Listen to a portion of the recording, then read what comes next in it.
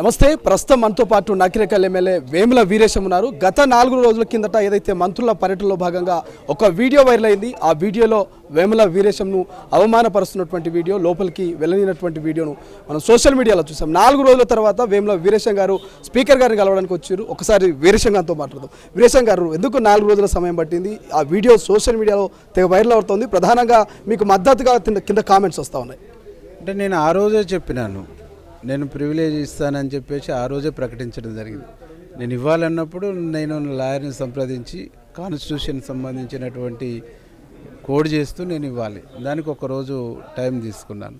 ఆ తర్వాత వరదలు రావటము, ప్రజలంతా తీవ్రమైనటువంటి ఇబ్బందుల్లో ఉన్నప్పుడు ఆ ప్రజలకు భరోసా ఇచ్చి, ఆ ప్రజలకు ధైర్యం చేసి, నా కాన్స్టిట్యూన్సీలో అయినటువంటి డ్యామేజ్లను కూడా నేను సరి చేసుకోవాల్సినటువంటి బాధ్యత నా పైన ఉన్నది. బట్ నా సమస్యనే లోకం సమస్యగా చూపించడం అనేటువంటి నాకు ఇష్టం ఉండదు. కాబట్టి ఈరోజు కొంచెం వర్షాలు ఇవన్నీ కూడా తగ్గుముఖం పట్టినాయి. నా కాన్స్టిట్యున్సీలో కూడా ఎలాంటి ఇబ్బంది లేకుండా సేఫ్ సైడ్లో ప్రజలు ఉన్నారు.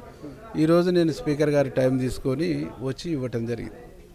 దాంతోపాటుగా ఓవరాల్గా అక్కడ సంఘటన జరిగిన తర్వాత ఎవరైనా ఎమ్మెల్యేలు కానీ మంత్రులు కానీ మీతో మాట్లాడే ప్రయత్నం చేసిరా? దాని మీద ఏమైనా ఒక క్లారిటీ తీసుకున్నారా? మా జిల్లా ఎమ్మెల్యేలు అందరూ కూడా ఏం జరిగిందని చెప్పేసి ఆడ ఉన్నటువంటి ఎమ్మెల్యేలు అక్కడనే నా కోసం గట్టిగా మాట్లాడారు.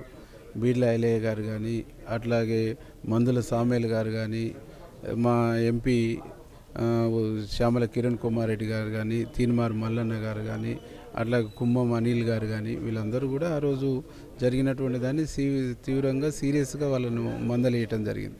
అట్లా శ్యామల కిరణ్ కుమార్ రెడ్డి గారు, అట్లాగే కుమ్మం అనిల్ గారు నేను స్టేజ్ కాడికి పోయి ఉంటే అక్కడ కూడా వచ్చేసి రిక్వెస్ట్ చేశారు.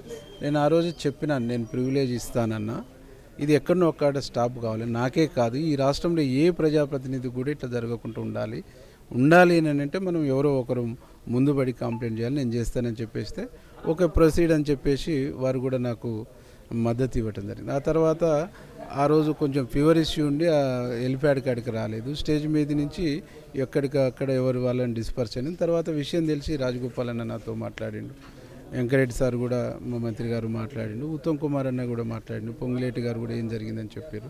ఇట్లా జరిగిందన్నా నేను కంప్లైంట్ చేద్దాం అనుకుంటున్నా ఆ 3 ఆఫీసర్ మీద. అంటే ఓకే చేయండి, పిలిపించి మందలియండి అని చెప్పేసి వారు చెప్పడం జరిగింది. కానీ వీరేశం గారు, నేను అడిగే ప్రశ్న మీకు ఇబ్బందిగా ఉండొచ్చు, కానీ సోషల్ మీడియాలో కొంత ప్రచారం జరుగుతుంది. నల్గొండలో ఉన్నటువంటి రెడ్లు వీరేశంను ఎదగనీయకుండా తొక్కడానికి ప్రయత్నం చేస్తారు. ఆ కుట్రలో భాగంగానే అవమానం జరిగింది అనేది ఒక ప్రచారం జరుగుతుంది. దీనికి ఏం క్లారిటీ ఇస్తారు? అది ప్రచారం మాత్రమే. నేను ఎమ్మెల్యేనైనాను, వారు ఎవరికి వాళ్ళు ఎమ్మెల్యేలు అయినరు, మంత్రి అయ్యేటోళ్ళు మంత్రి అయ్యారు. బట్ నన్ను దొక్కవలసిన, నన్ను ఎదగకుండా చేయవలసినటువంటి అవసరం వాళ్ళకి ఏముంటుంది? మేమందరం ఒకటే పార్టీలు ఉన్నాం. ఎన్నికలు కూడా సమిష్టిగా కలిసి కొట్లాడినాం, ఒకరికొకరు సహకరించుకున్నాం. అది ఉత్త ప్రచారం మాత్రమే తప్ప మా జిల్లాలో ఉండేటువంటి ఏ ప్రజాప్రతినిధికి మధ్య ఎలాంటి పొరపొచ్చులు కానీ ఎలాంటి భిన్నాభిప్రాయాలు కానీ లేవు. అందరం సమిష్టిగా ఉన్నాం, సమిష్టిగానే ముందుకు పోతున్నాం. ఇది పోలీసు చర్యగా, పోలీసు వాళ్ళు చేసినటువంటి ఓవర్ యాక్షన్గా చూస్తున్నాము.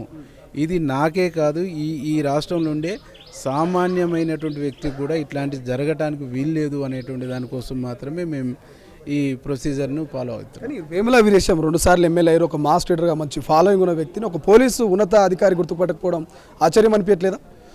ఆశ్చర్యం అనిపించటం అనేటువంటిది ఒక భాగం అయితే, గత తాలూకు నేను 18లో ఓడిపోయిన తర్వాత కూడా అనేక రకాలుగా ఇబ్బంది పెట్టారు పోలీసు వాళ్ళు. ఆ తాలూకు ఆనవాళ్ళు ఇంకా కంటిన్యూ అవుతున్నాయి. వీళ్ళ మైండ్ సెట్లో ఆ భావాలు, ఆ భావజాలం పోలేదు. అది పోవాలని అంటే వీరిని పై స్థాయి నుంచి ఏదో రకమైనటువంటి మందలింపు జరగాలనేటువంటి దానికోసం మాత్రమే మేము ఈ ప్రివిలేజ్ ఇవ్వటం జరిగింది.